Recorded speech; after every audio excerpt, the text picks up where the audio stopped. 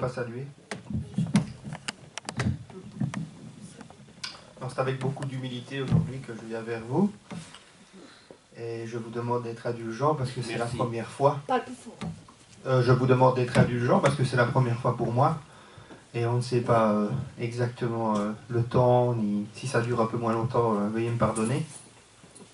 Alors dans la vie c'est marrant, mais je ne suis pas du tout en général timide. Mais aujourd'hui, quand on est devant, on a l'impression d'avoir son papa au-dessus de nous, le père, eh bien on est un peu plus stressé.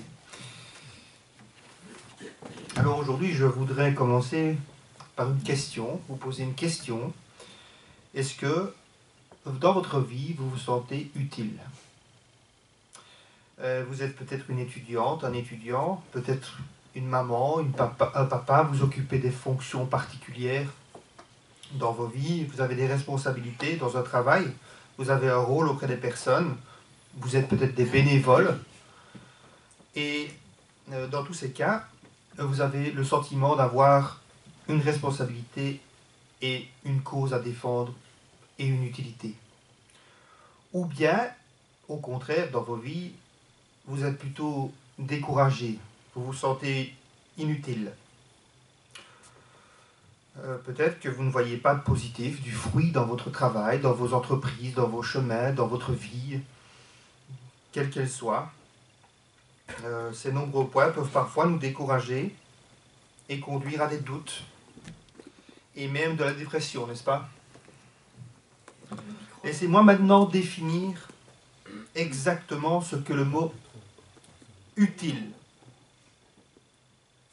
et ce que nous pouvons entendre par celui-ci. Selon le dictionnaire Le Robert, c'est un adjectif et un nom masculin dont l'usage et l'emploi satisfait un besoin qui est ou peut être avantageux. Utile à. Pour des personnes, ce serait plutôt dont l'activité est ou peut être avantageusement mise au service d'autrui et d'une cause. Abraham Maslow, un célèbre psychologue et patricien américain, a établi une pyramide qui prend en considération les besoins des êtres humains. On y retrouve 5 besoins essentiels et fondamentaux. Le premier est se nourrir, se vêtir, manger, des besoins totalement essentiels. Mais ils sont tous un peu essentiels. Jusqu'au 4e point, où nous retrouvons le besoin de sentir un peu d'estime de soi et de l'utilité pour sa propre vie. Attention à ne pas confondre avec de l'orgueil, qui n'a rien à voir. Pour illustrer ma pensée,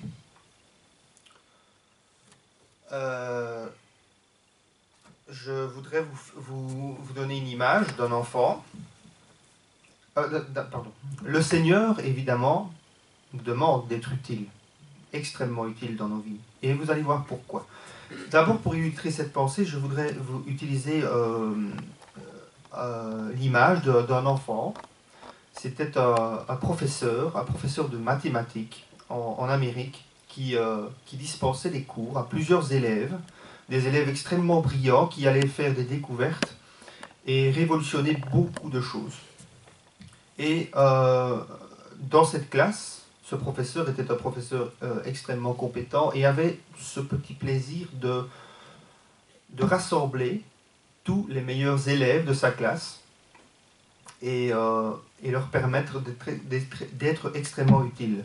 L'enfant, le jour où on lui a proposé cela, fut tellement ému, il pleura et dit « Moi, mais je suis le plus petit, je ne suis pas assez compétent, je suis presque inutile. » Ce professeur finalement, cet élève devint un des plus brillants et découvrit un tas de facteurs Rhésus que je n'énumérerai pas parce que ce n'est pas le sujet. Mais ce professeur comprit une chose. Il comprit que les êtres humains avaient extrêmement besoin de se sentir utiles et d'être un peu importants. Pour s'en souvenir, il écrit une pancarte à l'entrée de sa classe en disant « Tu es important, tu es utile ».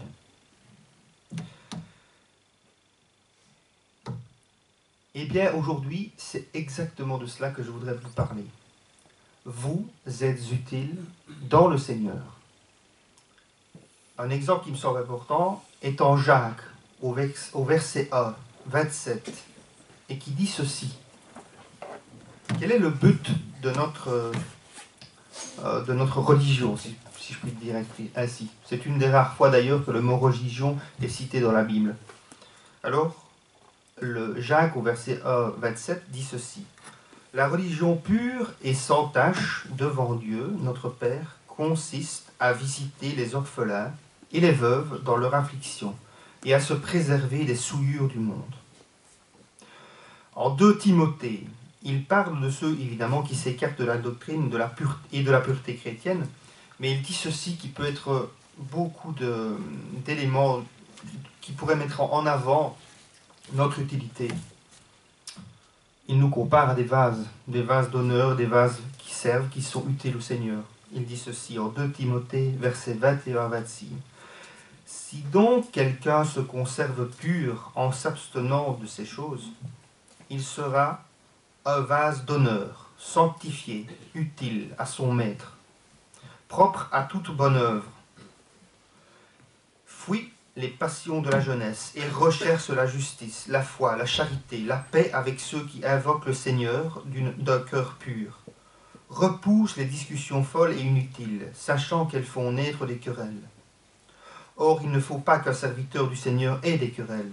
Il doit, au contraire, avoir de la condescendance pour tous, être propre à enseigner et doué de patience.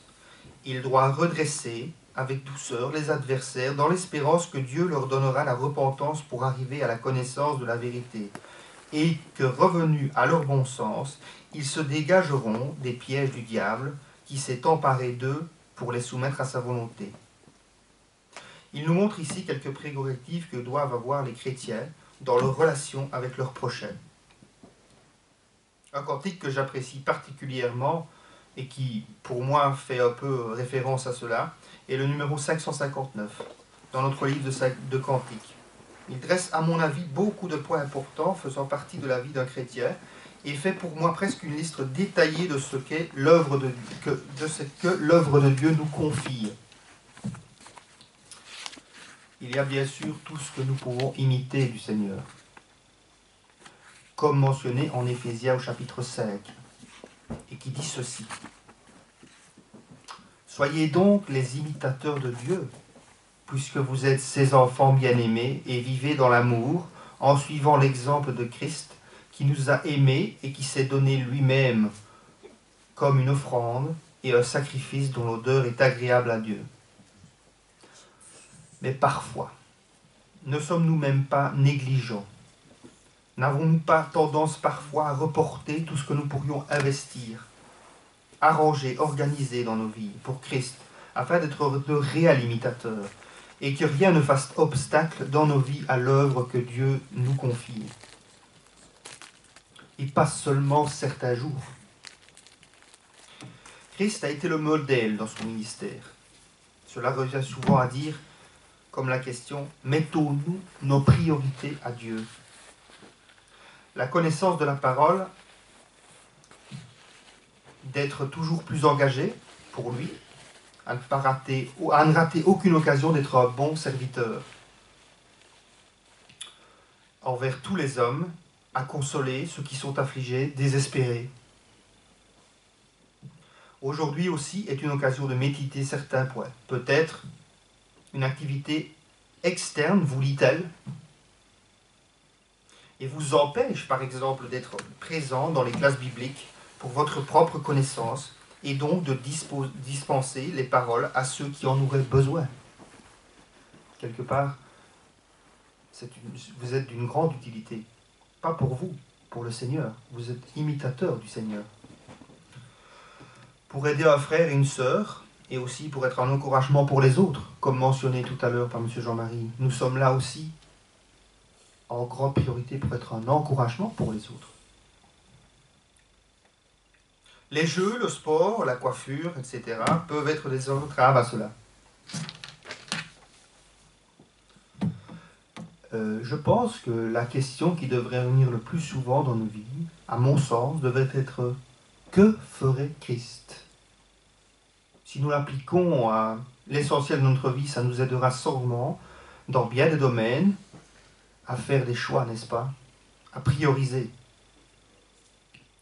Nous venons de mentionner ici des points importants de foi, d'utilité et de bonnes œuvres. Permettez-moi désormais de revenir à ma deuxième question de tout à l'heure, qui est, je voudrais attirer votre attention sur un point, celui du sentiment d'inutilité que nous pourrions avoir dans un sens très large. Non seulement parfois ce sentiment peut être réel, il est important de modifier les facteurs dans nos vies par nos actions, par la prière et par la foi. Le Saint-Esprit nous aide, bien sûr. Mais cela peut être aussi une perception qui n'est pas réellement fondée sur une réalité et que cela n'est qu'une perception erronée de nous-mêmes.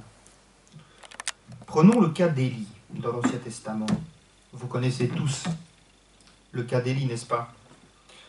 Lorsqu'il confronta les prophètes de Baal et il fit descendre le feu du ciel, et la suite de l'histoire nous apprend qu'il prit la fuite car il eut peur de ce que Jézabel lui avait annoncé qu'il le ferait périr. Au verset 4, voici ce qu'il dit. Pour lui, il alla dans le désert où, après une journée de marche, il s'assit sous un genêt et demanda la mort, en disant, c'est assez maintenant. Éternel, prends mon âme, car je ne suis pas meilleur que mes pères. Je vous laisse imaginer les moments de déception qu'il a dû passer. Beaucoup de sentiments devaient se mélanger à ce moment dans son esprit. Et pourtant, il avait une mission importante. Il avait plusieurs fois dû répondre aux critères, aux besoins de Dieu. Et il doutait. Il se sentait inutile, sans doute. Nous pourrions avoir nous-mêmes beaucoup de découragement dans nos vies.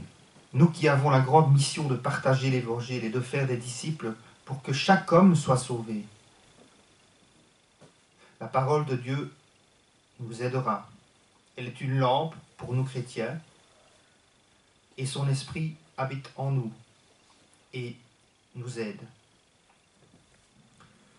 Quelles que soient les déceptions, les difficultés, les doutes auxquels vous ferez face dans votre vie, vous ne trouverez pas meilleur sens à donner à votre vie que de servir et ainsi lui être utile et utile aux autres, afin d'effacer ce mauvais sentiment que nous pourrions avoir d'être inutiles. Nous avons tous une mission. Tout ceci m'amène à un autre point important. Vous devriez être des travailleurs dans le Seigneur, mais êtes-vous dans les conditions de travail du Seigneur? Qu'est-ce que j'entends par là? Pour illustrer et donner un exemple, quand un ouvrier ou un employé entre dans une fonction, bien sûr ici c'est spirituel, mais pour donner un sens métaphorique, quand un ouvrier ou un employé entre dans une fonction, la plupart du temps, ils ou elles reçoivent un contrat de travail qui leur permette de comprendre les règles patronales, les attendre et les règles internes sur la manière dont celle-ci est gérée. Ainsi, il ou elle s'engage à respecter la manière dont elle fonctionne afin qu'elle garantisse une bonne activité, n'est-ce pas? Ainsi, donc, le baptême est la première clause qui nous unit au Seigneur. Nous sommes ajoutés lors de notre engagement par le Seigneur à son Église. Nous sommes pardonnés de nos péchés en nous reconnaissant pécheurs et nous recevons le don du Saint-Esprit. À ce moment, nous sommes sauvés et devenons par la grâce de Dieu des travailleurs pour son royaume, pas pour le nôtre. Chers frères et sœurs, ne négligeons pas notre devoir de partager sans fin avec tous les hommes l'évangile de notre Seigneur et Sauveur, Jésus-Christ, afin que tous parviennent à la repentance. C'est bien ce que le Seigneur demande, n'est-ce pas? Et qu'enfin ils connaissent eux aussi que le Seigneur a donné sa vie pour nous tous.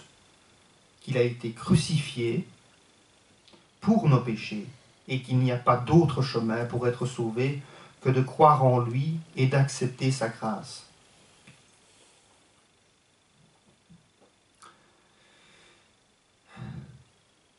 J'ai dit énormément de choses, je ne sais pas le temps que j'ai mis.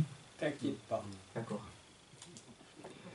Maintenant, je vous laisse avec toute cette petite méditation sur votre utilité qui vous comblera sans doute dans vos vies, parce que si vous mettez en œuvre pour vous-même, vous risquez d'être déçus. Vous serez moins déçus pour le Seigneur, croyez-moi. Alors, ma dernière question et ma dernière petite méditation que je vous laisse pour vous, c'est si vous n'êtes pas encore baptisé, ne tardez pas.